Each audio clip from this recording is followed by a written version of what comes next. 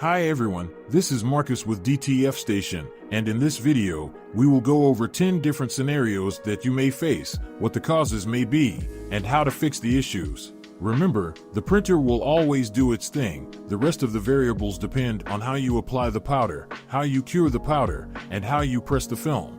That's why it is so important to spend the time in the beginning to fine-tune all of your settings.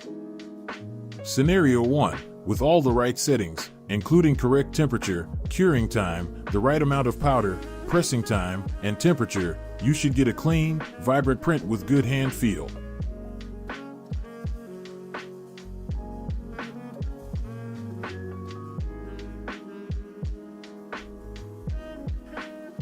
Scenario 2. What happens when you put too much powder onto the film and you do not remove any of the excess powder when pressing on a white and black garment?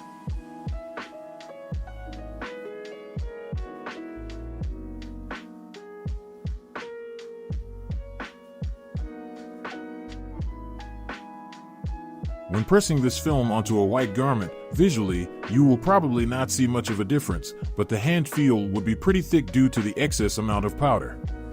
When pressing this film onto a black garment, you will also have a thicker hand feel, but you'll also visibly see a white haze around the image. This white haze can be somewhat fixed by pressing the print longer, since this would help more of the powder melt into the garment, but a good amount of it may not be removable.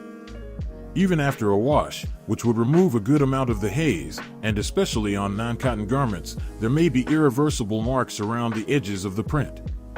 In highly humid environments, the powder may be more difficult to remove from the film.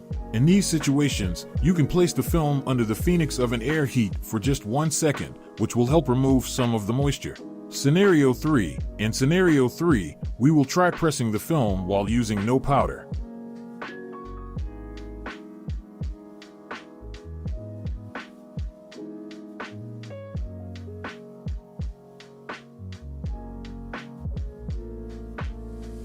The results will be a film that does not transfer the actual print to the garment. This is because the powder has two roles. 1. It melts under the garment threads and adheres the print to the garment. 2. It also helps the print's stretchability and improves washability. Scenario 4. Here we will apply an uneven layer of powder. This can also happen if bad powder is used. When either of these happens, parts of the prints may adhere to the garment, but other parts may not.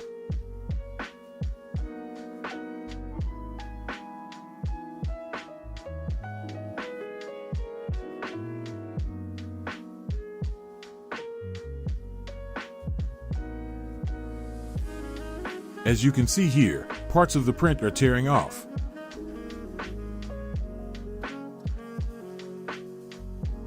It's important to get an even coverage of powder over the entire print. It is also very important to use good powder. Here are some recommendations. Once a bag of powder is opened, make sure to use all of it within a 6-month window. Once a bag of powder is opened, keep the powder in an airtight bag or container with desiccant to keep it dehumidified. Moisture will make the powder unusable. Dust and debris can also cause issues, causing inconsistent peeling.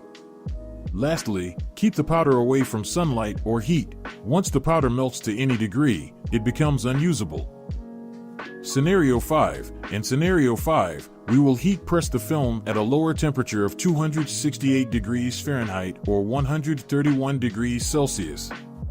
While the lowest temperature we ever recommend pressing is around 300 degrees Fahrenheit on non-cotton garments, in general, we do recommend 320 degrees Fahrenheit, especially if you are trying to hot peel the film. When the temperature is not hot enough, and you go over to peel after pressing the film, parts of the print may have powder that was not fully melted, hence will pick up with the film and not adhere to the fabric. Prints may also peel off or shrink after the first wash. The transfers may stick to the top of the heat press when it releases, since it's not sticking to the garment. If you still see these issues when you have your heat press set to 320 degrees Fahrenheit, use a temperature gun to check if your heat press is actually reaching the temperature that you have it set to. Some heat presses that are not as consistent will not actually reach the temperature that you have it set to, or have different areas of the heating element that are not heating up evenly. Scenario 6. In scenario 6, we will test what happens when you heat press at too high of a temperature. For this example, we will set the heat press to 374 degrees Fahrenheit or 190 degrees Celsius. When your heat press is too hot, you may have trouble separating the film after the press. This is because the ink may have adhered to the garment, but now is sticking to the film.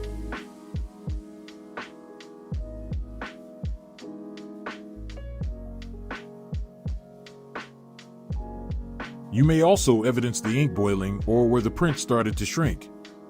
If your temperature is set at 320 degrees and you still see these issues, make sure to use the temperature gun again to check that the heating element is actually hitting the temperature that you have it set to. Scenario 7. Here we will cure the powder at a lower temperature than recommended.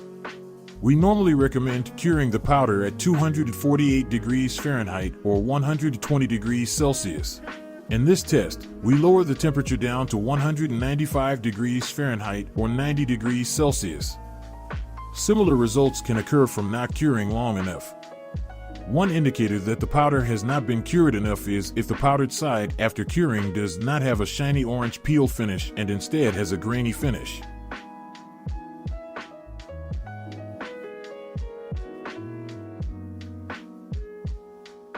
One sign that your powder has not been cured enough is if you see parts of your print peeling. Washability will also be affected. After the first wash, your image may shrink or bubble up, and in many instances, the colored layer will wash off. If you see these issues when your settings are correct, make sure to use the temperature gun to make sure that what you're seeing on your settings screen matches the actual temperature at which the powder is curing. Another issue you may see are boiling issues. This has to do with excess moisture on the film. One remedy for this is heating up the film a second before the powder is added. Scenario 8. Here we will see what happens when you cure the powder at too high of a temperature. We normally recommend curing the powder at 248 degrees Fahrenheit or 120 degrees Celsius. In this test, we will set the temperature to 320 degrees Fahrenheit or 160 degrees Celsius. When this happens, you won't be able to peel the film after pressing hot or warm. It basically melts the powder so much that your only alternative is to cold peel. Even with the cold peel method, you may have some difficulties. You may also see boiling issues in the print, especially if you have large solid areas of color. Scenario 9. In this scenario, we will have all the settings at every step correct, but when we peel after the press, we will not wait 3 seconds, and we will peel quickly.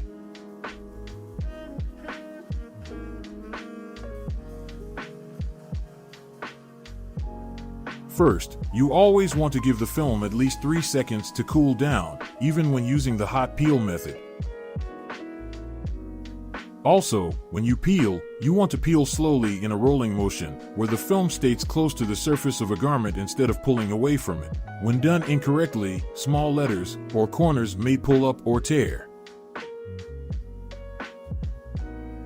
Scenario 10. In this scenario, with all the settings correct at every step, you heat press the print immediately after curing the powder on the film. When pressed too quickly, you will have to wait longer than 3 seconds to perform a hot peel since the powder is still melting. When using the warm peel method, you may still encounter some resistance. You may also see some boiling or bubbling in the print, especially if you have large solid areas of color. To resolve these issues, we recommend giving the film at least 5 to 10 seconds after the powder curing step to allow the powder to cool down.